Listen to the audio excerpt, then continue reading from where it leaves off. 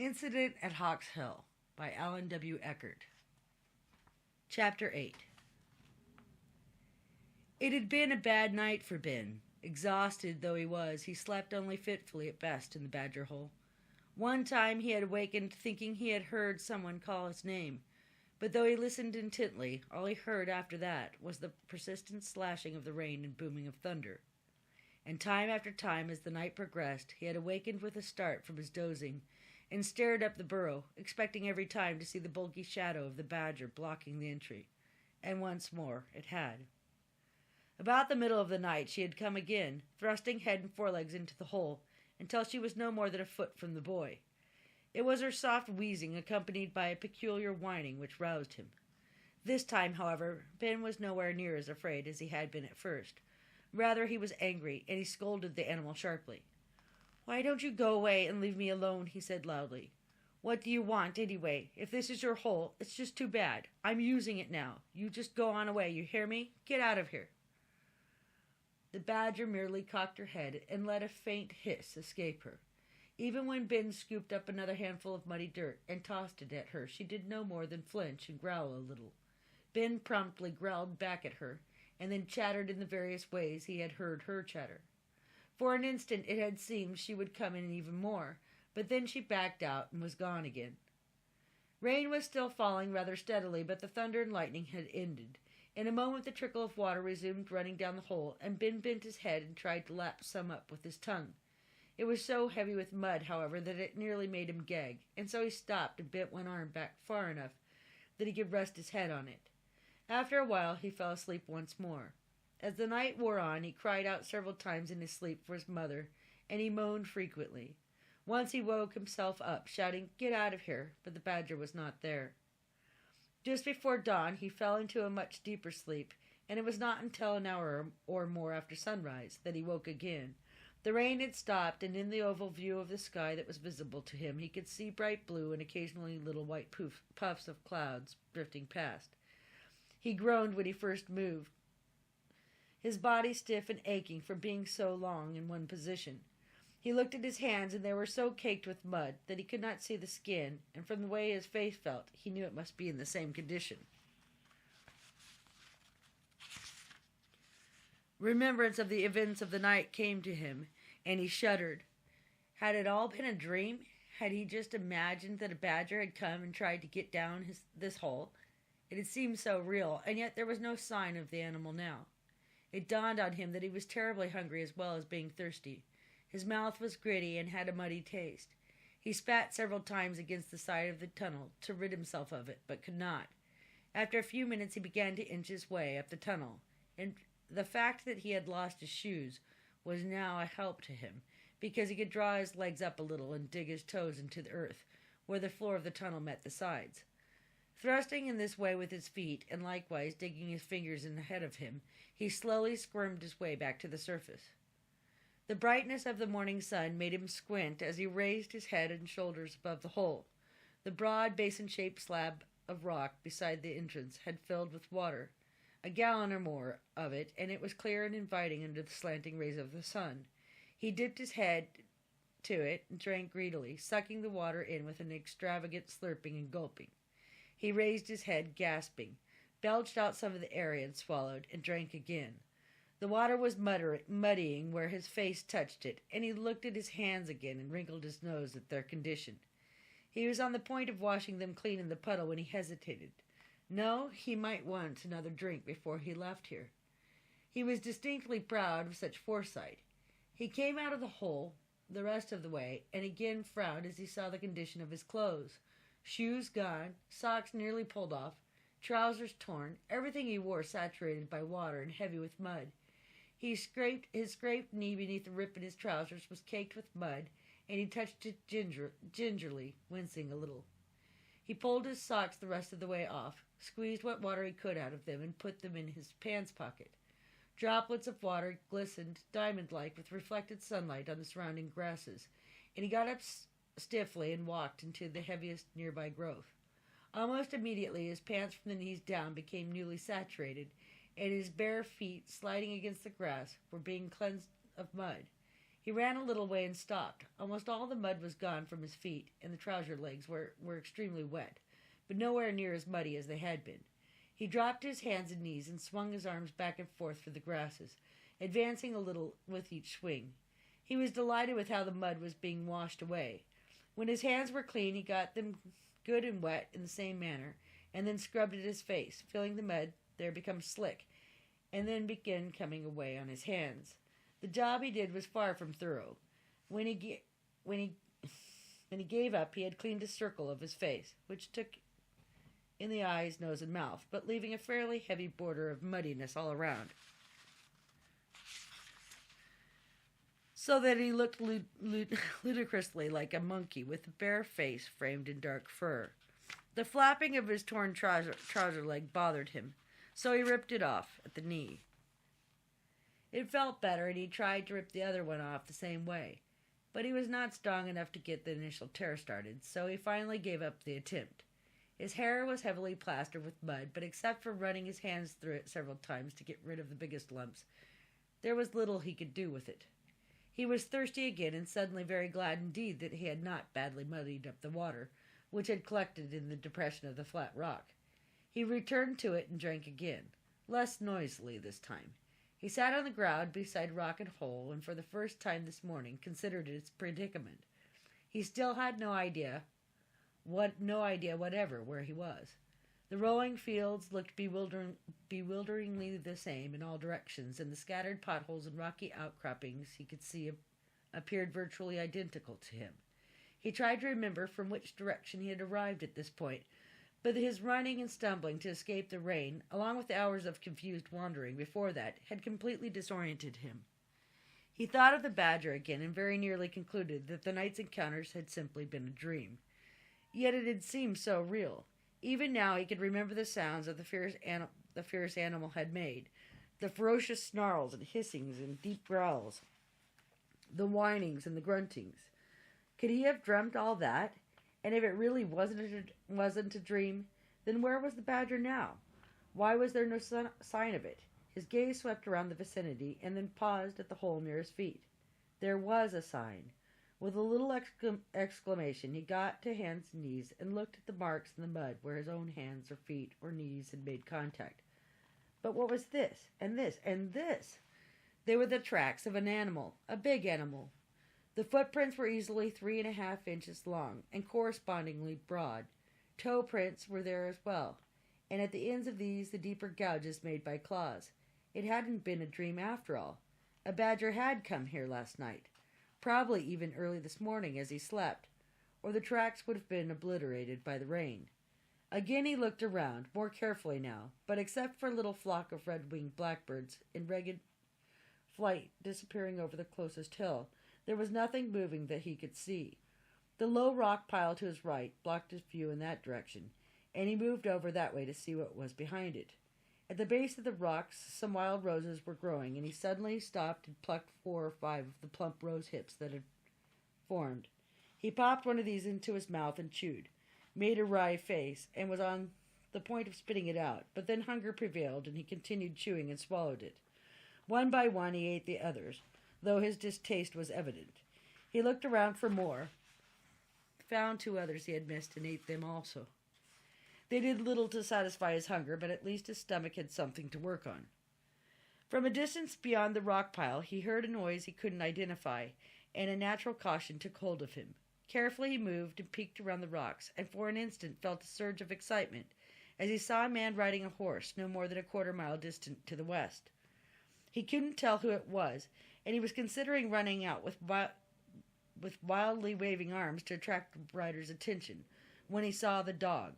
It was a big, yellowish-gray mongrel, and there was no doubt to whom it belonged. It was Lobo, George Burton's dog. Studying the rider himself more closely now, Ben could just make out the heavy darkness of the man's face, which was not shadow, but rather the big man's dense black beard. Almost without thinking, Ben backed out of sight. His hatred for this trapper was such that he was actually trembling. The man was angling right towards this area, and Ben, with fear and distrust heavy within him, scrambled on hands and feet back to the burrow and slid himself backwards deep into the shelter of it. He waited a long time without hearing a sound. He concluded that Burton must surely have gone off in another direction. Slowly, carefully, he raised his head from the hole. The grasses blocked his view, and he put his palms flat to the ground on either side of the opening, and lifted himself even higher. He sucked in his breath. Burton had stopped his horse, no more than 50 yards away. His left side was towards Ben, and he was shading his eyes with one hand as he scanned the green hills to the eastward. Lobo stood alertly with his muzzle raised and his head turned slightly towards Ben, as if for just an instant a vagrant breeze had brought him to the boy's scent. But then he relaxed and merely stood patiently as he waited for his master to move on. Ben ducked back into the hole, shoving himself downwards until it became too narrow for him to go any farther. There he lay with the pulsing of his own heart so loud in his ears that he thought sure the trapper or his dog must hear it. For fully 15 minutes he remained where he was, and only then did he slowly inch his way back to the surface to take another look. A sigh of relief escaped him. Burton was now far away towards the southeast, the dog beyond sight, and the bottom half of the horse already hidden by the crest of a hill. Keeping well down, Ben watched until the rider was gradually swallowed up. Any thought Ben had harbored of trying to find his way home over the prairies was now discarded. He was sure that as soon as he exposed himself, Burton would catch him. Just exactly what the trapper might do to him he didn't try to imagine, but he was terribly afraid of the man and very determined that Burton should not see him. More grateful than ever for the puddle on the rock, Ben drank from it again and stretched out on his back at full length on the ground. The sun was warm and felt good on his body. The exhaustion he had experienced and the restless night had taken their toll, and now he grew very sleepy. He dozed for a few minutes, dreamt that Burton had ridden up and was sitting on his horse staring down at him with his lips split in a wide evil grin, and the yellowed teeth framed by the bushy beard. He awoke with a start, trembling, and immediately backed down the hole again until his head was a foot or more below ground level. In a short while the sleepiness returned, and he shut his eyes. This time his slumber was deep and dreamless. He slept for 4 hours, and when he awakened the female badger was there. She was, in fact, already starting to descend into the burrow with a partially devoured prairie chicken in her mouth. Ben yelled at her, and she stopped, opening her mouth to snarl at him, and dropping the bird in the process.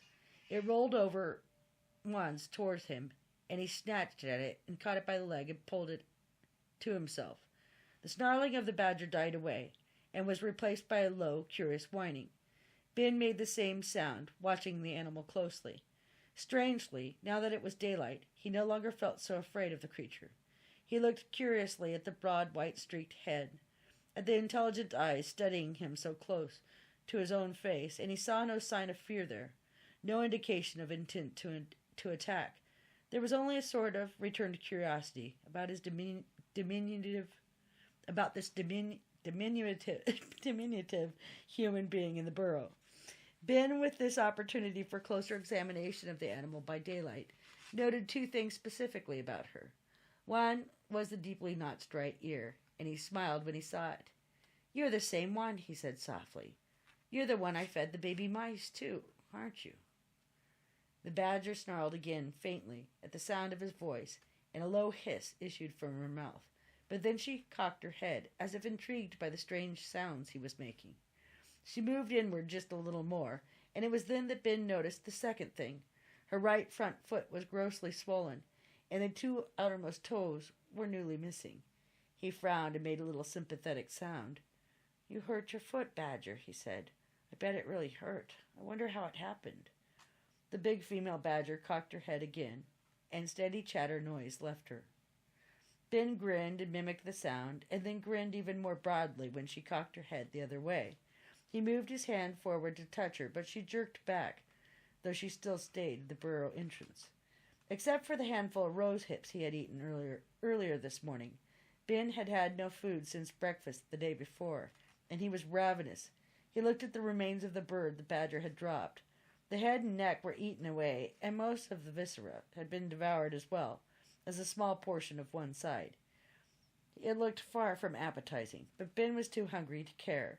He tried to break off a leg, but it only twisted in his grip, and he could not even snap the bone. He made an exasperated sound and ripped away the skin and feathers of the plump breast and brought the meat to his mouth. The first bite he took was small, tentative, hard to pull free. He wound up with only a little chunk of the flesh, but he chewed it up and was surprised at the good taste of it, despite the fact that it was raw. He attacked the bird more eagerly then, grinding his teeth through the tissues and yanking out bigger bites. The more of it he ate, the more it appealed to him, and he concentrated his whole attention on it. It was only when he suddenly became aware that it was considerably lighter in the burrow, and had been for some time, that he realized the badger had gone away again. He continued eating, and had consumed much of one side of the breast, and had started gnawing on a thigh, when he had a momentary start. Deep inside the hole, something soft and moist had touched his bare foot. His eyes widened, and for just an instant the fear gripped him again. It happened a second time, but now it was more prolonged, and along with the soft, warm wetness, he felt a furriness as well. The badger! Evidently the animal had come in from another tunnel, and was now behind him, licking his bare foot. He suddenly giggled. It tickled. He wiggled his feet and snickered again. "Stop it," he said. "Quit doing that, badger." The licking continued, and he laughed aloud, unable to stand it. He dug fingers and toes into the earth and began pulling himself upward and out, clenching what remained of the bird in his teeth. Remembering Burton, he paused and looked around with great care before fully exposing himself, and even then he did not stand up.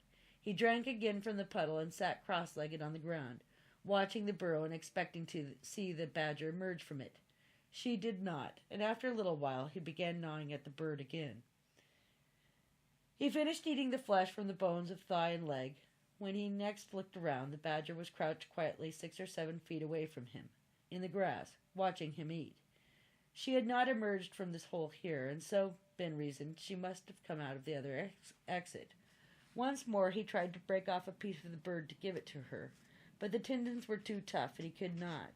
Inside the body cavity, however, the heart and lungs were still in place, along with a portion of the liver. He scooped these out with one hand and held them towards the badger.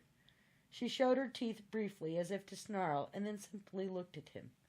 When it became obvious that she would not come any closer, he shrugged and pitched the organs towards her. She stretched her neck and sniffed at them where they had fallen just in front of her. With cautious daintiness then, she turned her head slightly to one side and picked them up in her teeth, tossed them back into her mouth, and ate them. "You're hungry too," Ben said, smiling. "Sure glad you brought this bird. I was awful hungry. Want more?" He tried a third time to break off a piece with his hands, and when he could not, he tried biting a limb off, but still without success. A flat, ragged edge fragment of rock lay half hidden in the grass close to the puddle rock, and he worked it back and forth until the end that was buried in the ground came loose, and he pulled it free. With this primitive tool, he began sawing at the other leg of the bird close to the body. When that didn't work well, he put the remains on the edge of the puddle rock and held it with one hand, while he pounded at it with the sharp stone in the other. Momentarily the badger grew nervous, but as the boy continued to work at it without even looking at her, she relaxed. Gradually the fibers of meat and tendon were parting, and after a few minutes he managed to free a shapeless mass. This, too, he tossed to her. The badger picked it up and then lay down with it under her front forepaw. Instead of wolfing it down as a dog might have done, she held it in this way as she gnawed slowly at it like a cat, chewing off small pieces and swallowing them. Ben, too, continued eating. By the time the badger finished eating this latest piece he had given her, the boy had had enough of the bird. He was satisfied with what he had eaten, and he tossed what was left to her, then immediately regretted doing so when he realized that he would be hungry again later on, and he should have saved it for then. He thought of perhaps taking it back from her, but decided against it. Instead, he drank again from the puddle and turned his attention to the burrow. He picked up the rock chip again, and now he got down on his stomach and crawled head first into the hole. Using the rock as a gouging tool, he began enlarging the hole, not so much near the entry and a few feet in, where he could already slide in his thin form through, but a good bit deeper inside. The dirt he dislodged piled up on the tunnel floor in front of him, and when it became a mound which hampered him, he backed out of the hole, still gripping the rock in one hand, and a handful of fresh dirt in the other. He looked at it and shook his head. It was a pitifully small amount. At this rate, he would be all day just bringing to the surface what he had already dug. He looked around for the badger, but again she was gone, and for the first time he felt a pang of loneliness at her having left him. Nevertheless, he felt reasonably sure she'd be back, and he returned his attention to the problem of the dirt. He had no intention of digging in very much farther, but he did want to hollow out a cavity down there large enough for him to cuddle in, without being so cramped, and also large enough so that he could enter the burrow head first and turn around when he got down there. That there might already be a chamber somewhere down there did not occur to him. He thought of it only as a long tunnel with an entrance and an exit. But the problem still remained of removing the earth he would dislodge. An idea occurred to him, and he laughed aloud, softly, at his own cleverness. He untied the rawhide cord which he used as a belt and pulled off his trousers.